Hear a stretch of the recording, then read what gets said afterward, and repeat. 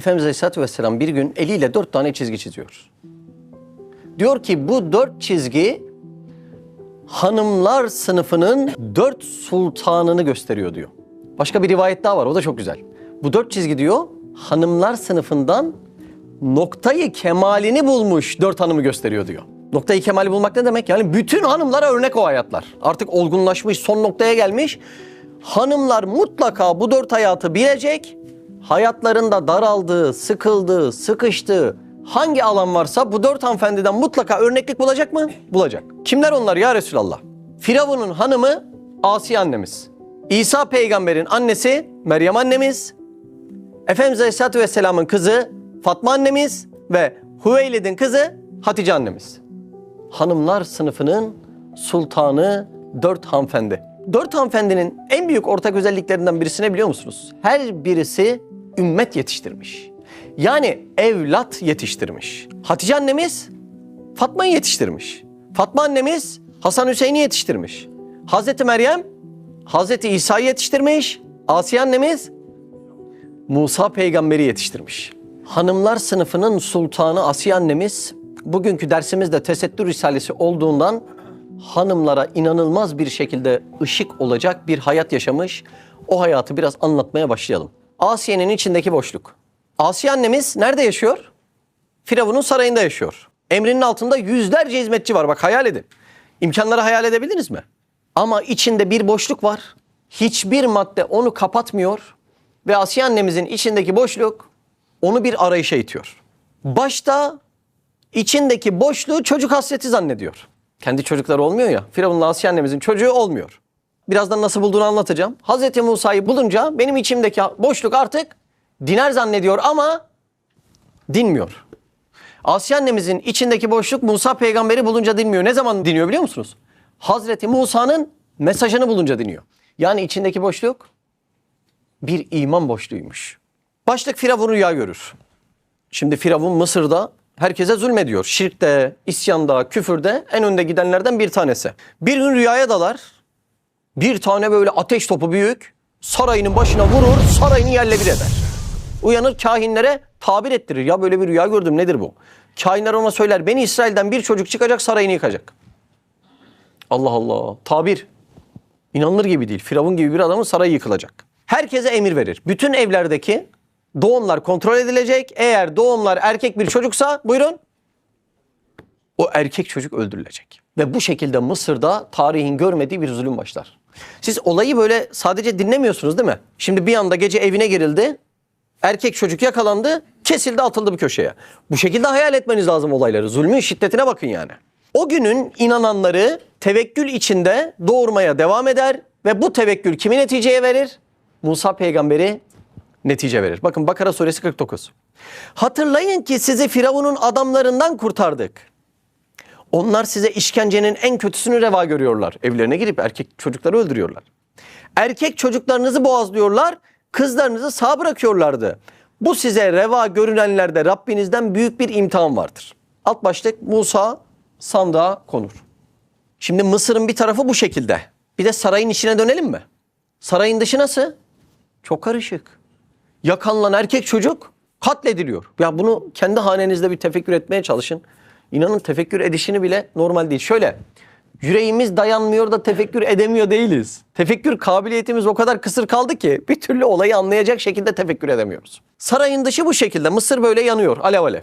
Bir de sarayın içine bak. Sarayın içerisindeki Firavun, Asiye annemize çok tutkun, çok seviyor onu. Onların evlerinde, saraylarında kendilerince tek eksiği nedir? Bir tane çocuk. Enteresandır. O evlere çocuk öldürmeye girilirken evlerin bir tanesinde bir erkek çocuk bir sandığa konulup suya bırakılıyor. O sandığın içindeki erkek çocuk kime ulaşıyor? Kime? Asiye annemize ulaşıyor. Asiye annemiz görür görmez o bebeği seviyor. Daha sonra da Firavun'u ikna ediyor. Bakın böyle koşullarda Firavun'u ikna ediyor. O erkek çocuğu saraya evlat olarak alıyorlar. Kur'an bu meseleleri Tahrim 11, Kasas 9'da isim vermeden anlatıyor. Biz bu isimleri nereden biliyoruz? Efendimiz Aleyhisselatü Vesselam hadislerinde bu olaylardaki kişilerin kim olduğunu isim vererek açıklıyor. Şimdi buralarda bazı şeyleri detaylı anlatıyorum. Sarayda bu kadar hizmetçiler, bu kadar imkanlar, bir çocuk istemiş, çocuk da gelmiş mi? Çocuk da gelmiş. Niye anlatıyorum biliyor musunuz? Birazdan Asiye annemizin nelerden vazgeçeceğini iyi anlayalım diye. Neler verilmiş, nelerden vazgeçilmiş. Musa peygamber daha bebek. Süt ihtiyacı var ama sarayda hiç kimseden süt almıyor. Bu sefer askerler ne aramaya gidiyor? Bir tane süt anne. Süt anne aramaya giderken Musa peygamberin bacısı askerleri takip ediyor. O askerleri takip ederken en son kendi evlerine yönlendiriyor. Musa peygamberin annesi bebek Musa'yı görüyor. Yani sevinçten çıldıracak ama hiç belli etmiyor. Bir de bebek Musa sütsüz kalmış günlerdir. Yani o şekilde görüyor. Hemen kucağına alıyor. Onu beslemeye çalışıyor. Hem annesi onu besliyor hem de annesine günlük ücret ödüyorlar. Allah Azze ve Celle bir işi oldurmak istediğinde şartları ne kadar akla gelmez ve enteresan yaratıyor. Bunun farkında mısınız? Şu an boğulmuşluklarımızın içerisinde eyvallah. Yani Allah'ı hatırlamadığımızdan boğulmuşluk yaşıyoruz. Hepimiz yer yer yaşıyoruz. Ama bir razı olsa, bir şeylerin filanca şekilde olmasını bir murad etse Allah Azze ve Celle, olayı görüyor musunuz? Birkaç gün önceki bebek evinde bulunsa katledilecekti. Şimdi her gün kucağına getiriliyor. Bir de üstüne sana ücret ödüyorlar. Alt başlık. İsmini Asiye verir. Musa peygamberin ismini kim koyuyor? Asiye annemiz. Mu, İbranice'de su demek, sağda sazlık demek. Musa sazlık alanda ki manasında bir İbranice kelimedir. İsmini Asiye annemiz koyuyor. Kendi annesi de zaten koşullar el vermiyor. Kendi annesi de buna itiraz etmiyor. Ve Asiye annemiz Hazreti Musa'ya 30 yıl boyunca annelik ediyor. Çok iyi bakıyor ona 30 yıl boyunca. Bakın Kasas 9'da geçiyor. Firavun'un karısı o senin ve benim göz aydınlığımız, muradımız olsun. Onu öldürmeyin. Belki bize faydası dokunur veya onu evlat ediniriz demişti. Onlar işin farkında değillerdi. Ayet söylüyor bunu. Çok enteresan değil mi? Yani ayetin anlatımı çok enteresan. Başlık Asiye'nin imanı. Musa peygamber büyür. Medyen'deki hayatı başlar. Daha sonra Firavun'un karşısına dikilir. Firavun'un zulmüne, şirkine, tamamına meydan okur. Ve insanlar oluk oluk Musa peygamberin etrafında toplanmaya başlarlar. Firavun çıldırır. Ama Firavun dışarıda insanlara çıldırırken bir de iman tohumu sarayın içinde ekilmeye başlar. O tohumlardan birisi kimin kalbine düşer? Firavun'un canı gibi sevdiği eşi olan Asiye annemiz kalbinde o iman tohumunu alır, yeşertir. Peki Asiye annemizin imanla tanışmasına sebep ne olmuştur? 2 tane sebep söyler siyer yazarları.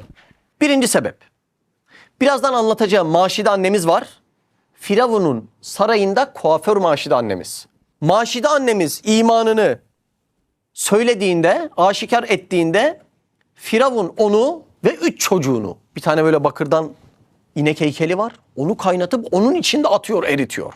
Buna rağmen Maşide annemiz geri dönmüyor. İşte Asiye annemiz bu olayı görünce etkilenip iman etti diyenler var. İkinci sebebi de şu olabilir diyorlar. Musa peygamber büyücülerle karşılaşmıştı. Büyücüler büyülerini yaptılar. Musa peygamber mucizesini gösterdi. Musa peygamberin mucizesi büyücülerin büyülerini yuttu. Ondan sonra bütün büyücüler ne dedi? Biz Musa ve Harun'un Rabbine iman ediyoruz. İkinci olay da bundan sonra iman etmiştir deniliyor. Hasılı diyelim Asiye annemiz o günden sonra iman edecektir. Kendini ilah gören kocası Firavun baskılara başlayacaktır.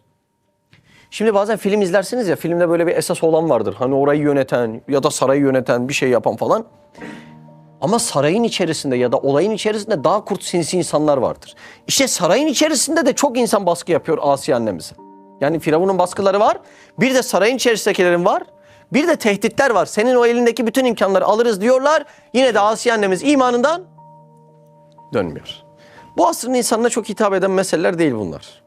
Çünkü biz evimize uzak diye yoldan dönen insanlar olduk. Biraz belim ağrıyor diye namazdan dönen insanlar olduk. Hırs damarından dolayı Allah'ın emrettiği faiz yasağından dönen, olur mu canım bu kredi bu faiz bilmem neler kaçar mı diyen insanlardan olduk. 5 TL, 10 TL, 50 TL birine kar edeceğim diye yalan söyleyen. Yusuf Hazretleri diyor ki yalan bir lafz-ı kafir diyor. Bak midesine de girmeyecek yani. Bir mideye ne girebilir yani? Bir hesabını yap. Bunlar için böyle imanın yolundan dönen insanları olduğumuzdan dolayı bu kadar tehditlere rağmen dönmeyen bir bünye ne demek? Bu aslında insanın biraz anlaması zor. Firavun ikna etmeye çalışır. Şimdi Firavun Asiye annemizi çok sevdiği için önce ikna etmeye çalışıyor. Ama çıldırıyor bir yandan. Firavun'un evinden birisi Musa'ya inanıyor. Ne demek bu? Çıldırıyor yani bunu. O yüzden önce ikna etmeye çalışıyor. Daha sonra vaatler veriyor. Diyor ki sana evler, saraylar, köşkler veririm diyor. Burada bir ince olay var. Bir hanımefendinin en çok seveceği şey nedir biliyor musun? Güzel evinde güzel bir huzur. Doğru mu? O yüzden vaatler nereden geliyor? Evler, saraylar, köşkler. Bu mesele çok önemli. Birazdan lazım olacak. Daha sonra da tehdit ediyor. Fiili işkencelere başlıyor. İşkenceler başlar. Asiye annemizin başına gelen işkenceleri Ebu Hureyre anlatıyor. Olaya bakın. Ellerini ve ayaklarını kazıkla çaktırıyor. Kazıkla. Bak şimdi kolumuz kırıldı, acıyor değil mi canımız? Şurada bir odunla uğraşıyorsun, eline kıymık giriyor. Bir gün boyunca onunla uğraşıyorsun değil mi? Şu kıymık canımı acıttı çıkın. Ellerine, ayaklarına kazık çaktırmak ne demek ya? Güneşin altında günlerce bekletir. Sonra cellat uzun saplı bir mızrağı alıyor, saplayıp çıkarıyor. Ölmeyecek kadar. Sen birkaç gün önce Firavun'un sarayında en çok iktidarı olan ikinci insandın. Öyle mi? Ya bu musibetlerin altında Allah'ın bizden aradığı enteresan bir samimiyet var. İşte samimiyeti kalbimizde belli ölçülerde tutamadığımızdan ne arıyorsun ya Rabbi anlayamıyoruz bir türlü. İlginç bir durum. En son derler ki ya inkar et ya da şu koca kayayı senin üstüne yuvarlayacağız, perişan edeceğiz. Nasıl işkenceler? Bak bir hafta önce sen şahtın, sultandın. Hani şimdi bazen İslam'a adım atmaya çalışanlar geleceğinden, akıbetinden korkarlar. Elindeki imkanlar, şu rahatlıklar, bilmem neler gidebilir diye. Sanki şu olaylarda senin böyle bir hakkın yok deniyor değil mi? Senin gitmesine tek korkacağın şey imanın olacak. Aslanım deniyor sanki, doğru mu? Allah Allah. Asiye annemizin bu işkencelere uğradığı zaman da çok uzağından Musa peygamber geçer. Asiye annemizle göz göze geliyor. Şöyle ellerini açıyor, dua ettiğini gösteriyor. Sonra Asiye annemize diyor ki şöyle göğe bak diyor, yukarı bak diyor. Parmağıyla işaret ediyor. Bakınca ne görüyor biliyor musunuz? Cennette kendisine vaat edilen köşkü görüyor. Şimdi bu imanın da sonucu böyle oluyor demek ki. Sonra gülmeye başlıyor. Bakın bir hanımın en hoşnut olacağı olay nedir? Güzel, huzurlu, sevimli bir ev değil mi? Allah Azze ve Celle ne açmış göstermiş? Ev göstermiş. Bir gün Rabiatül Adeviye'ye bahis anlatıyorlar biliyorsunuz yani. Evliya bir hanımefendi Rabiatül Adeviye. Evin 4. çocuğu o yüzden Rabia deniyor. Ona konuşuyor, anlatılıyor. En son deniyor ki Rabiatül Adeviye'ye dar. Dar ne demek? Ev demek değil mi? Yurt demek.